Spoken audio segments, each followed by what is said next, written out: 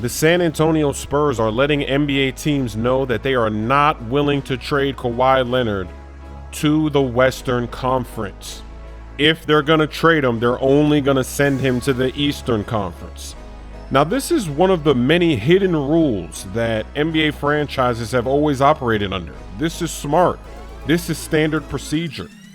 Just this last season, what did we see? Paul George, he went from the Pacers in the Eastern Conference to the Thunder in the Western Conference. Blake Griffin went from the Clippers in the West to the Pistons East. Carmelo Anthony went from the New York Knicks in the East to the Thunder out West. And then in NBA history, if you look at some big trades, when Shaq, when he was traded from the Lakers, he went East to the Miami Heat.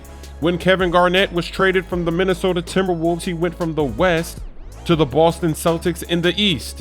When this hasn't happened, bad things have happened, like when the Thunder, when they traded James Harden to the Rockets.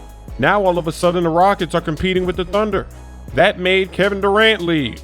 You see it this season with the Cavs. They traded Kyrie to the same conference, to a rival, to the Boston Celtics. So now the Celtics, they're true contenders. Now they're gunning for the Cavs. That's not a good look. We saw Pau Gasol get traded from the Grizzlies to the Lakers, and then the Lakers, they won back-to-back titles. So this is why usually franchises are not going to be dumb enough to do that. Now, what's interesting about this Kawhi situation is that the Spurs, their strategy is changing. They're not giving up on Kawhi, even though he's got the leverage and he wants to go to the Lakers. They actually want to keep him. They want to try to repair this relationship and not have to trade him. And I wouldn't be surprised if the Spurs don't trade him at all and just let him walk, even if he's going to walk free in free agency. Because the way that they're looking at this situation, they have a top 5 player in the NBA right now. He's the best defender in the NBA. He's a guy that slowed down Kevin Durant. He shut down Kevin Durant in the series before he got injured, and they were up by 20 points. He can guard any player in the league.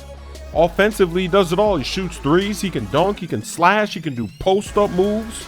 So the Spurs are looking at this as a lose-lose situation. Because if they trade Kawhi Leonard for trash, then they're just going to get a bunch of players that don't fit their system, that are going to mess up their cap space. Why would they want to do that? Why do they want to gift a top 5 player to some other team for trash? So if the Spurs don't get a good offer, and they might not get a good offer because Kawhi has a lot of leverage since he's going to tell all the teams he wants to go to the Lakers. If the Spurs don't get a good offer, they might just take the risk, try to re-sign him, and if he doesn't re-sign, they'll just let him walk in free agency. They don't want to trade Kawhi and make somebody else a championship team. They don't want to do that. They want all the other teams to have to work hard, clear that cap space to sign him outright in free agency. They want other franchises to put in the work and fight and compete for Kawhi. Because even the Lakers, if they're going to get Kawhi next season, it changes what they're going to do this offseason.